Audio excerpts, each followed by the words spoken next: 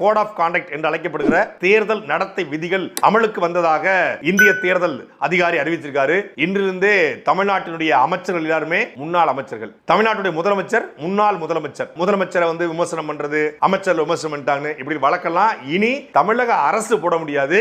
தேர்தல் ஆணையத்துடைய கட்டுப்பாட்டில் போனதுனால தேர்தல் ஆணையம் சில விதிகளை விதிச்சிருக்காங்க. தனி நபர்களை இழிவுபடுத்தும்படி பேசக்கூடாது, தனிநபர்கள் மீது அவதூறு பரப்பக்கூடாது, அதே போல அரசு கட்சி தலைவர்கள் மீது அவதூறு பரப்பக்கூடாது, சாதி மொழி இனம் இந்த அடிப்படையில் இழிவுபடுத்தும்படி அவருடைய மனம் புண்படும்படி பேசக்கூடாது என்கிற விதிமுறைகளை வழக்கம் போல இந்த தேர்தலுக்கும் அறிவிச்சிருக்காங்க. பொது அடையாளமா இருக்கக்கூடிய குறிப்பிட்ட கட்சியினுடைய அடையாளமா இருக்கக்கூடிய தலைவர்களுடைய சிலை, காமராஜர் அவருடைய சிலை, அண்ணா அவருடைய சிலை, அதே போல எம்ஜிஆர் அவருடைய சிலை, ஜெயலலிதா அவருடைய சிலை, கருணாநிதி சிலை, இந்த சிலை எல்லாம் மூடப்படும். அதே போல அரசு அலுவலக கூடிய முதலமைச்சருடைய புகைப்படங்கள் அகற்றப்பட்டு கொண்டிருக்கிறது. தலைமைச் செயலகத்தில் முதலமைச்சருடைய வாயில் இருந்த புகைப்படமே அகற்றப்பட்டிருக்கிறது. அரசு சார்பில் விளம்பரங்கள் இனி எதுவும் செயல்படுத்த முடியாது.